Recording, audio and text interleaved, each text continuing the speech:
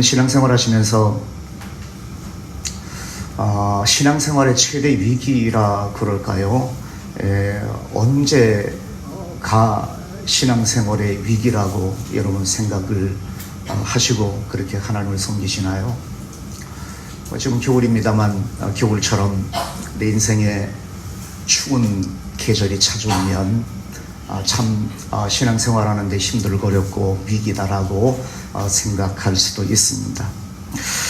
그래서 때로는 지나온 시간들을 한번 돌아보면 삶의 환난이 찾아오고 고난이 찾아오고 경제적으로 힘이 들고 그리고 건강이 안 좋아지면 내 신앙의 위기가 찾아온다라고 그렇게 우리는 생각을 하고 그렇게 하나님을 섬겨나가는 그런 모습들이 없지 않아 있는 것을 보게 됩니다.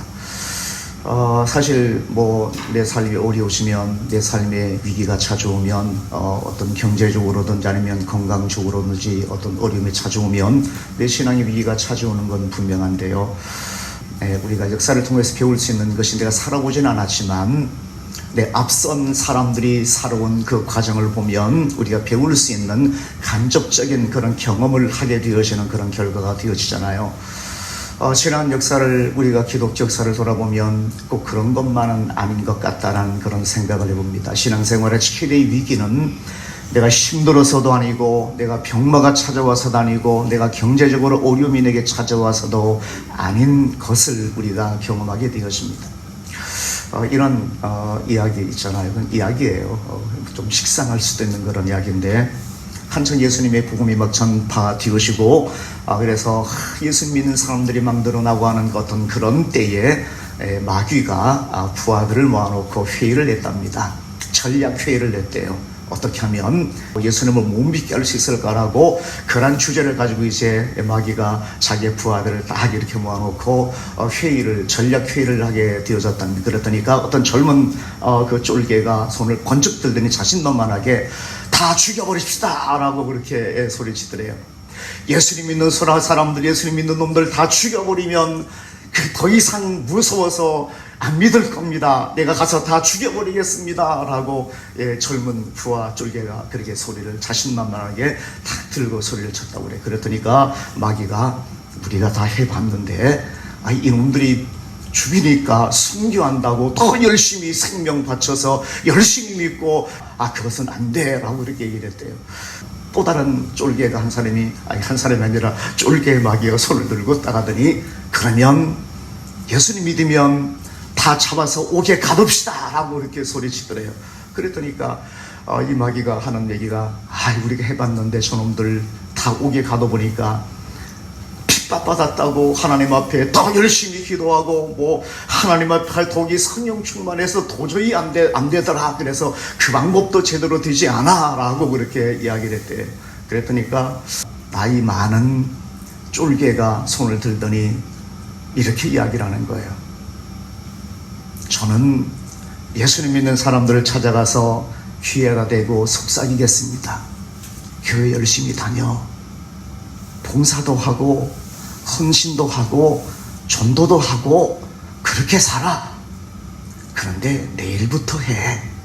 오늘은 그냥 놀고 그냥 그렇게 살아. 내일부터 하면 되지 라고 조그맣게 속삭이겠습니다 라고 얘기를 했대요. 그랬더니까 박수가 쫙쫙쫙쫙쫙 너무나 좋은 그런 방법이라고 그런 방법을 통해서 예수님 믿는 놈들을 다 예수님 못 믿게 만들자라고 했다라는 그런 이야기. 좀 식상한가요? 신앙의 위기는 여러분 신앙의 위기는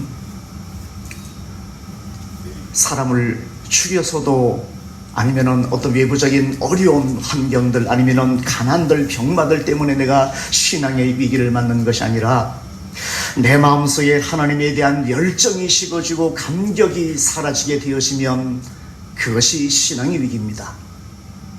역사를 통해서 보면 기독교 역사를 통해서 보면요 핍박을 가하고 어려운 어떤 그런 상황이 그들에게 주어지고 경제적인 어려운 환경이 그들에게 주어지면 하나님을 섬기지 않고 예수님을 안 믿을 것만 같은데, 역사적으로 보면 그때 더 왕성하게 하나님을 섬기고요, 하나님 앞에 열심히 기도하고요, 하나님을 섬겼던 것이 우리나라 기독교 역사뿐만 아니라 전 세계의 기독교 역사의 공통적인 그런 부분인 것을 보게 되었습니다. 우리나라도 마찬가지였잖아요.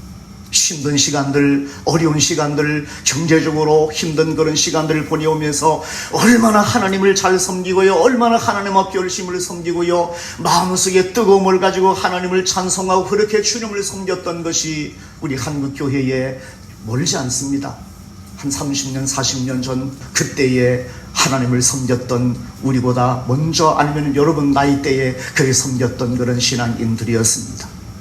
믿음이, 신앙이 세련되진 않았지만 열심히 뜨겁게 주님을 섬겼던 사람들이 있었어요. 그때는 교회가 살아있었습니다. 그때는 사람들이, 안 믿는 사람들이 우리 한국교회를 향해 이렇게 손가락질하지 않고 욕하지 아니하고요, 어쩌면은 하나님을 섬기지 않는 사람조차도 나는 하나님을 섬기지 않지만 내 자녀들이 바르게 성장하기 위해서는 교회로 보내야만 되겠다라는 이야기할 정도로 그런 시대가 우리에게 있었던 것이 사실입니다. 신앙의 위기는 환경적으로 외부적인 핍박이나 아니면은 경제적인 어려움이나 아니면은 내 육신적인 건강 때문에 생겨나는 것이 아니라 내 마음속에 감격이 사라지고 내 마음속에 열정이 사라져버리면 그때부터 내 신앙의 위기가 찾아온다는 사실을 여러분 기억할 필요가 있습니다. 천천히 해. 내일 하면 되지. 하나님 열심히 섬기는 것도, 열심히 믿는 것도, 헌신하는 것도, 봉사하는 것도 뭐 급해, 오늘 놀고 내일부터 하면 되지라는 어떤 그런 사탄의 전력회의의 결과처럼 어쩌면 우리 시대가 수많은 신앙인들의 모습이 바로 이런 것이 아닌가라는 생각해 봅니다. 열정이 더 이상 식어져 버리고요, 구원의 감격이 사라져버린 그리스도인들로 뭔가 분명히 하나님을 더 잘 섬기는 것처럼 보이는데, 더 세련된 믿음을 가지고 주님을 섬기는 것처럼 보이는데, 그러나 그 마음속의 열정은 점점 더 식어져 버리고요, 어쩌면 옛날 투박하게 주님을 섬겼던 그때의 그분들보다도 더 세련된 모습으로 더 많은 지식을 가지고 주님을 섬기는 데도 불구하고 이제는 더 이상 하나님 앞에서의 과거의 그 아름답고 하나님 앞에 열정적인 아름답게 하나님을 섬겼던 그 신앙이 되는 모습이 많이 찾아볼 수 없는 것이 오늘 우리의 현실이 아닌가라는 생각해 봅니다. 제가 이거 너무나 흔한 얘기인데 좀 식상한 얘기 다시 한번 또 할게요. 스펄전 목사님 아주 유명한 목사님이십니다. 침례교 목사님이세요. 하루는 방에서 엉엉 울고 있더랍니다. 눈물을 흘리고 있더래요. 그 사모님이 갑자기 다 큰 어른이 막 울으니까 궁금해서 왜 그래요? 안 좋은 일이 생겼어요. 왜 그렇게 울어요? 라고 그렇게 물었대요. 그랬더니 그 스벌전 목사님이 하는 얘기가, 그런데 말이야, 내가 오늘 예수님이 십자가를 생각했는데 내 마음속에 감정이 없어. 내 눈에 눈물이 흐르지가 않아. 예수님의 십자가를 내가 생각하고 내가 묵상하는데도 내 마음속에 감격이 없고 내 눈에는 눈물이 흐르지 않아. 그것이 너무나 슬퍼서 내가 지금 울고 있는 거야 라고 그렇게 이야기를 하더래요. 언제부턴가 이 이야기가 이해가 돼요. 스월든 목사님이 했다는 그 이야기가 이해가 돼요. 마음에 감격이 없어. 십자가를 생각해도, 하나님의 은혜를 생각해도 내 마음속에 감격이나 감동이 없어 라는 그 이야기가 언제부턴가 내 마음속에 이해가 되기 시작하는 거예요. 제가 여러분이 그랬나요? 지난 연말 보내면서, 성탄절 보내면서, 새해 오면서 왜 이렇게 감정이 없죠? 밖에 없는데, 성탄절인데, 새해가 되었는데 내 마음속에 이상하게 아무런 감정이 없는 겁니다. 그냥 아무런 느낌이 없는 거예요. 그와 마찬가지로 예수님이 십자가가 더 이상 내 마음속에 감격함이 없고 감정이 없어요. 스펄전 목사님이 그 이야기했다는 것이 이해가 되는 그런 마음이 제 마음속에 들게 되어지더라고요. 신앙의 위기는 내가 아파서도 아니고, 내가 가난해서도 아니고, 내 삶의 우환이 내 가정에 찾아와서도 아니고, 내 마음속에 열정이 식어지면, 내 마음속에 감격이 사라져버리면 그때서부터 신앙의 위기가 찾아왔다라고 이해를 하시면 됩니다. 지나간 역사가 그래요. 지금 얼마나 풍요로워졌습니까? 그런데 옛날에 그 신앙의 모습을 따라갈 수가 없어요. 얼마나 많은 사람들이 화려한 교회에서 하나님을 그렇게 예배합니까? 그런데 그 옛날에 그렇게 하나님을 섬겼던 신앙인들의 모습, 우리보다 조금 더 나이 들었던 그분들의 신앙의 모습을 결코 따라갈 수 없는 것이 더 세련됐는데, 더 뭔가 좋은 모습으로 주님을 예배하는 것만 같은데, 이 신앙의 위기다라는 그런 생각을 해보면 오늘 우리 본문의 말씀을 통해서 그 말씀을 한번 여러분과 잠시 좀 나눠보기로 합니다. 디모데 전서입니다. 사도 바울이 1차 감옥에서 풀려나서 2차 감옥에 갇히기 전 그 사이에 기록한 성경입니다. 디도서도 그렇고 디모데 전서도 그렇고 로마 1차 감옥에서 풀려나서 2차 감옥 갇혀서 순교하는 그 사이에 사역 기간 동안에 기록한 성경이 디모데 전서와 디도서라는 그런 성경입니다. 제가 가지고 있는 성경을 보니까 저작 연대가 62년경이라고 적어놨어요. 아마도 사도 바울이 순교하는 시기가 66년, 67년, 8년 정도가 되었을 것이라고 많은 학자들이 그렇게 추정을 합니다. 그렇다면 이 디모데 전서를 기록한 지 한 5년 뒤면 사도 바울은 순교하게 되어지는 그런 시점에 이 디모데 전서를 기록하고 있다라고 그렇게 이해하시면 됩니다. 60세가 넘은 그런 상태였다라고 그렇게 이해를 하시면 돼요. 성경에 사도 바울이 나이 많은 나 바울은이라고 표현했는데, 요즘 우리 나이 많은 하게 되어지면 몇 살처럼 생각해? 한 80, 90 정도는 돼야 좀 나이가 많다라고 이야기하잖아요. 60 좀 넘은 저 같은 사람이 저 나이 많습니다 얘기하면 여러분 앞에 신뢰가 되잖아요. 근데 성경 그때는 평균 연령이 50세가 되지 않았대요. 한 45세, 46세, 50세 전이 평균 연령이었대요. 평균 수명이었대요. 생존 수명이 한 50세 미만, 한 45세, 6세 정도가 되었대요. 그런데 사도 바울은 60세가 넘은 거예요. 그러니까 나이 많은 거예요.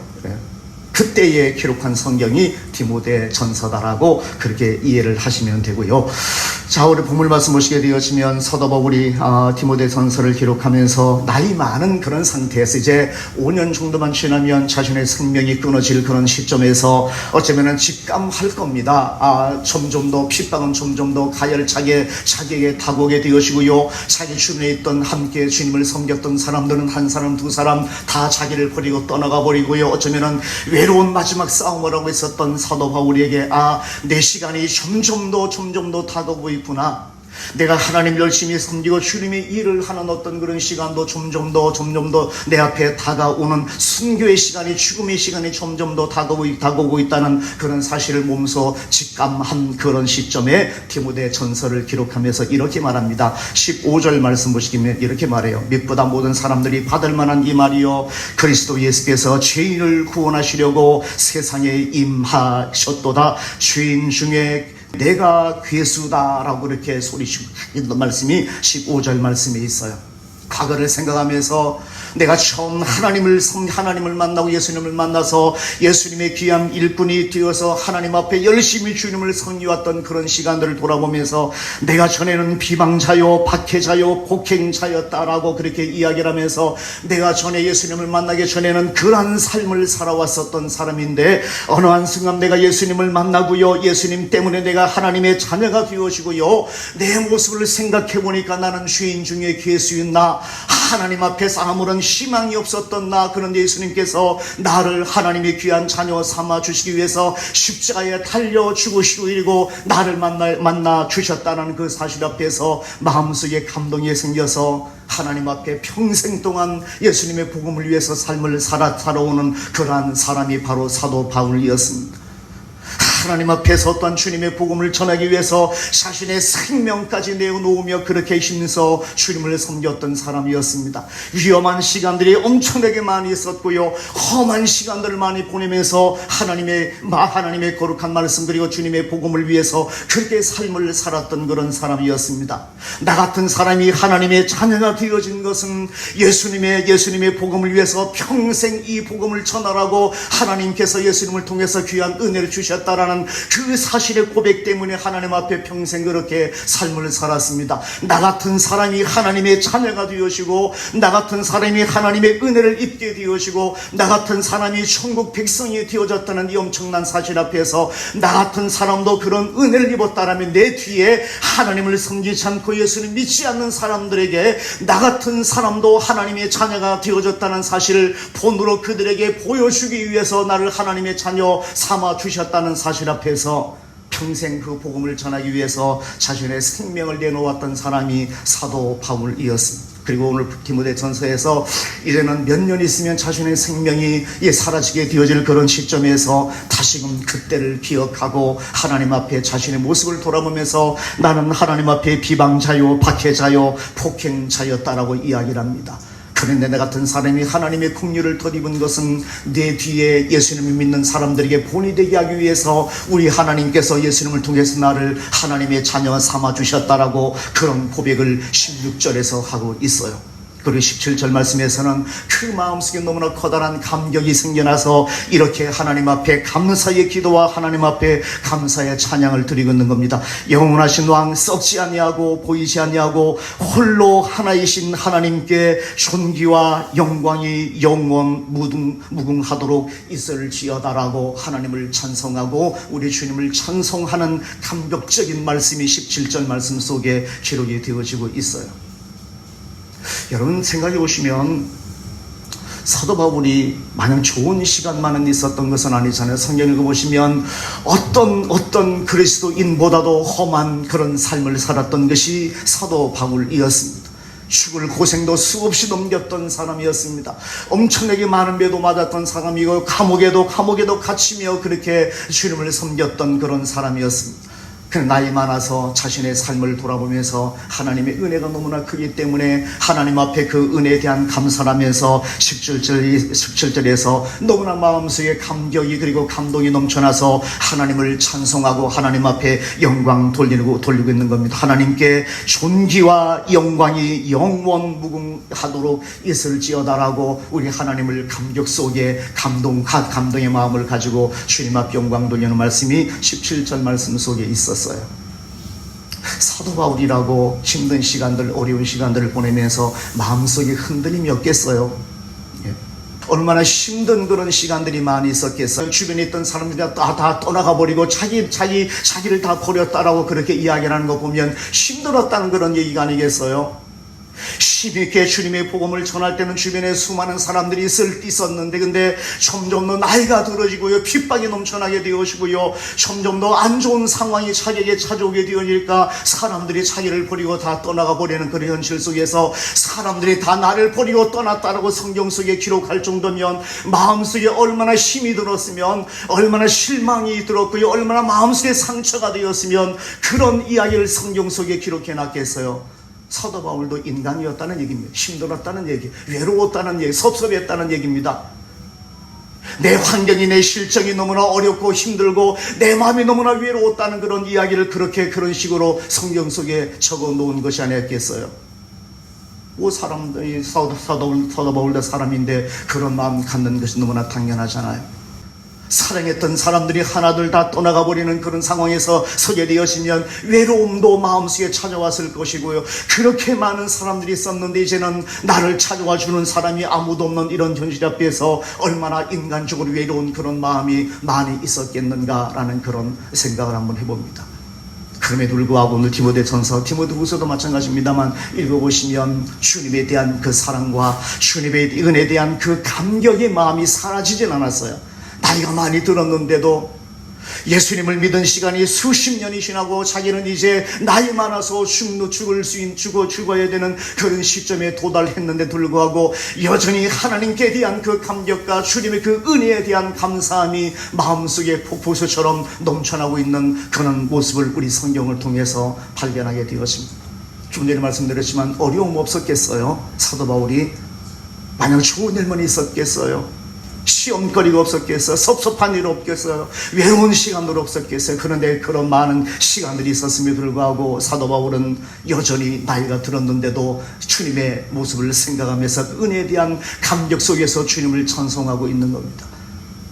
주님께서 내게 주신 그 은혜, 내가 전에는 이런 사람이었는데 주님께서 여전히 나를 사랑하시고 하나님의 자녀 삼아 주셨다는 그 사실 때문에 너무나 감사하고 너무나 감격해서 주님께 큰 영광을 돌리고 있는 이 바울의 모습을 우리 성경을 통해서 발견하게 되어집니다. 저 성경을 보면서요, 사도 바울이 사도행전 속에 3번 정도를 옛날로 돌아가요. 옛날로 돌아간다는 얘기는 내가 처음 주님을 만났던 그 시점으로 다시 돌아가요. 사람들 앞에서 내가 어려운 일이 생길 때마다, 내가 좋은 일이 생겼어도 내가 처음 주님을 만났던 그 자리로 돌아가서 자신의 모습을 사람들에게 이야기하는 그런 장면의 말씀이 성경 속에 기록이 되어지고 있어요.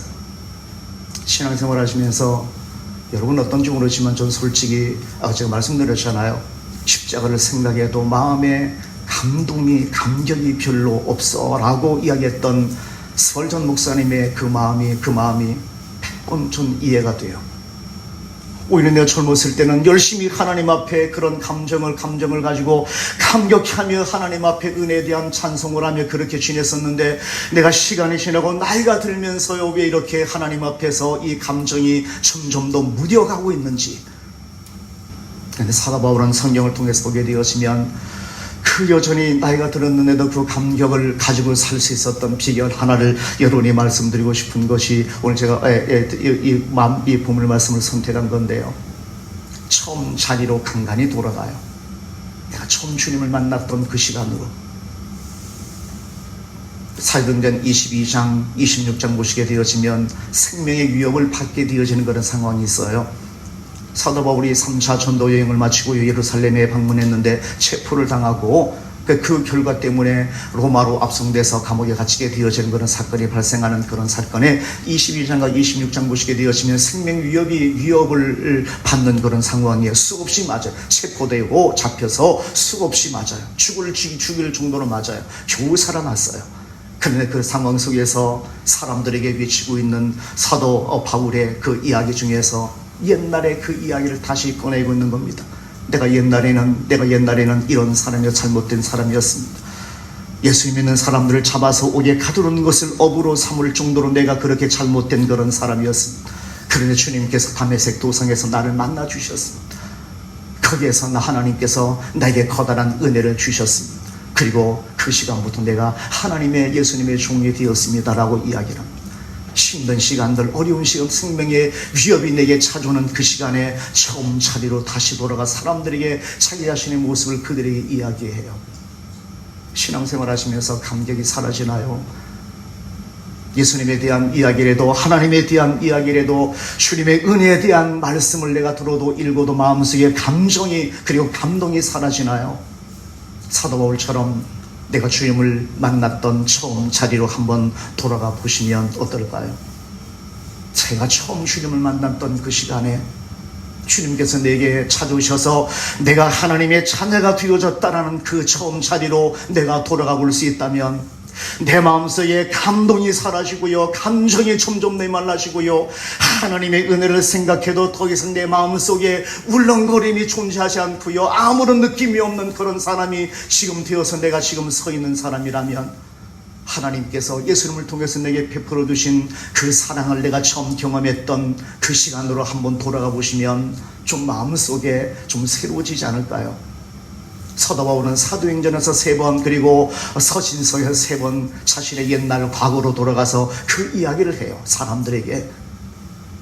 필립보서 3장 말씀에도 처음 주님을 만났던 그 이야기를 다시 한번 하게 되어집니다. 필립보서는 옥중서신의 1차 로마 감옥에 갇혀서 기록한 성경임. 그리고 필립보는 너무나 눈에 넣어도 아프지 않을 정도의 사랑했던 교회였습니다.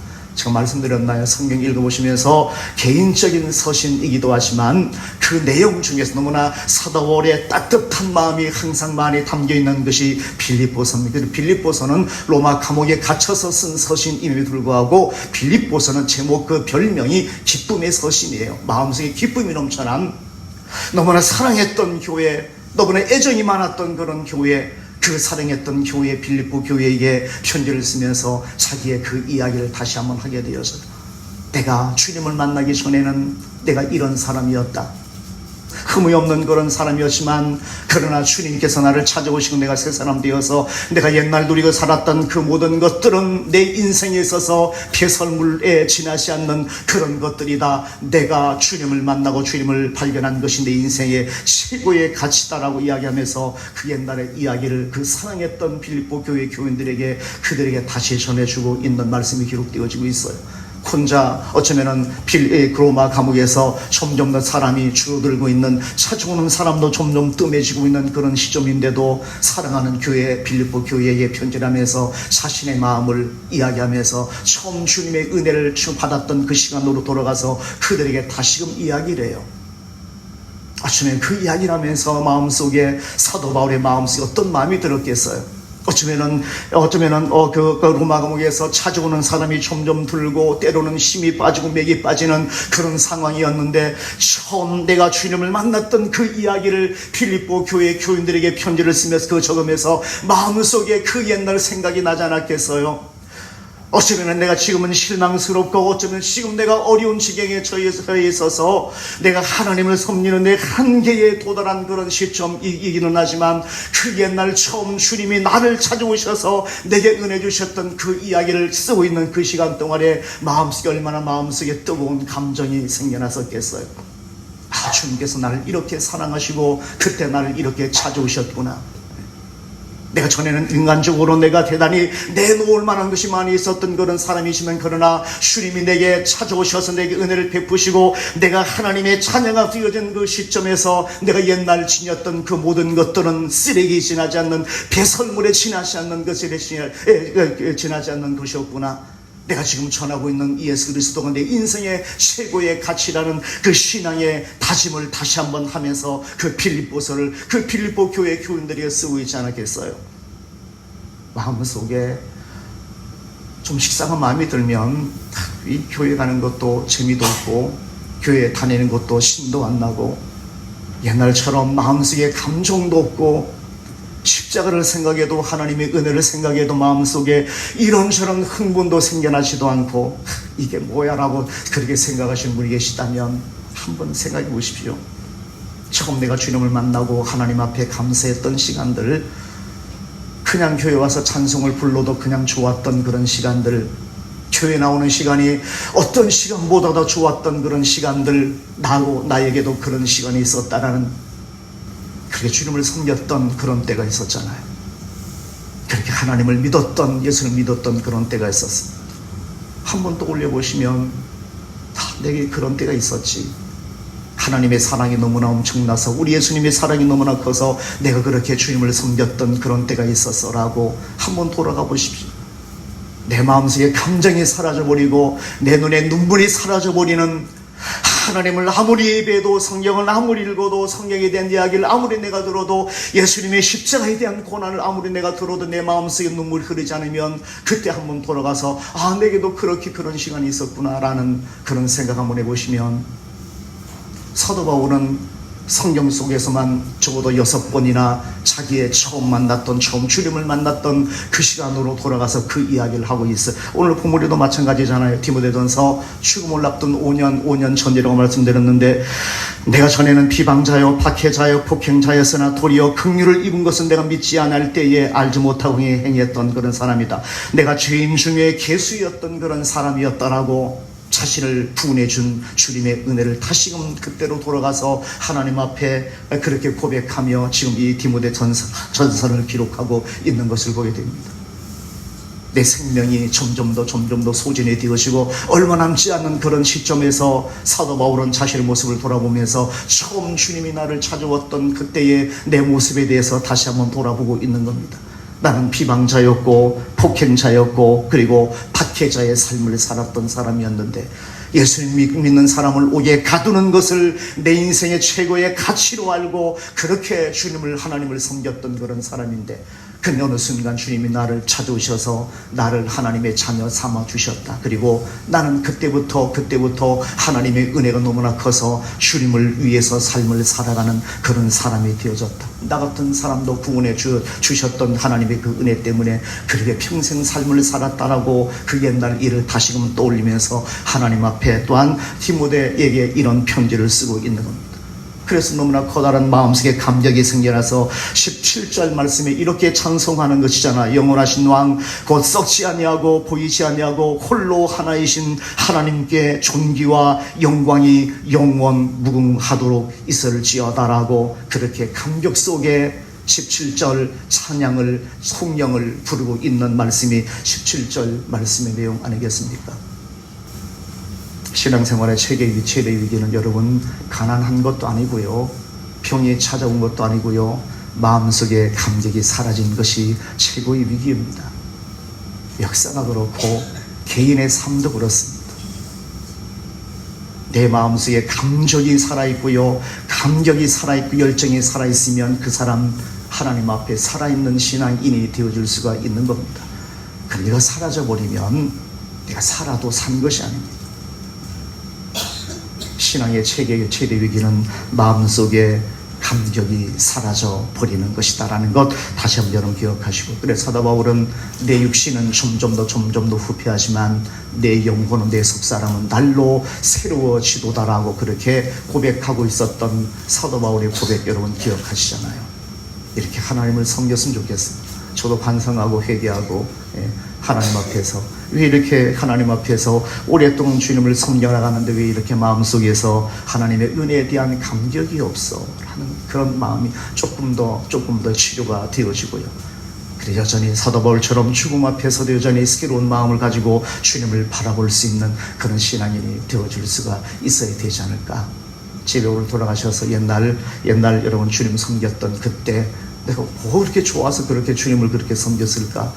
내가 뭘 그렇게 하나님을 예비하는 거 좋아서 그렇게 내가 물불 가리지 않고, 아까 제가 말씀드린 것처럼 한겨울에 눈이 쌓였는데 이 발젖으면 얼마나 발이 시려. 그런데도 불구하고 그렇게 찾아왔던 예배당이 있었고 하나님을 섬겼던 예수님을 믿었던 그런 때가 내게 있었다는 거 다시 한번 기억하시고, 우리 하나님 앞에서 그 새로움을 다시 한번 되찾는 여러분이 되었으면 참 좋겠습니다. 그렇게 우리 하나님을 섬겨나가고 그렇게 하나님 앞에 예비하며 삶을 살아가야 됩니다.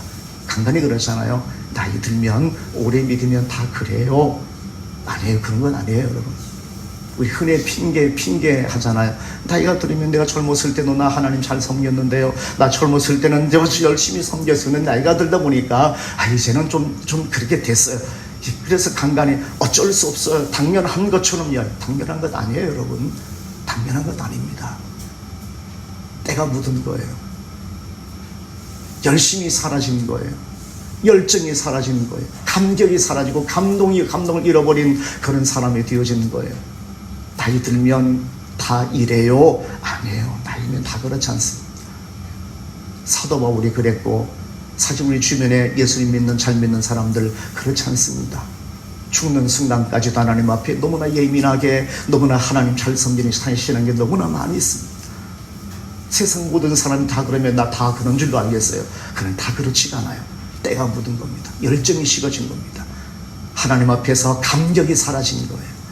이거 되찾으셔야 하지만 성공적인 신앙인으로 하나님 앞에 설 수 있는 그런 사람이 되어줄 수 있는 겁니다. 여러분 모두 하나님 앞에서 열심히 주님을 섬겨 마지막 주님 앞에 서는 그때까지 그 열정과 감동이 여전히 살아서 주님 앞에 당당히 서는 하나님의 거룩한 자녀 다 되시기를 주님의 이름으로 축원을 드립니다.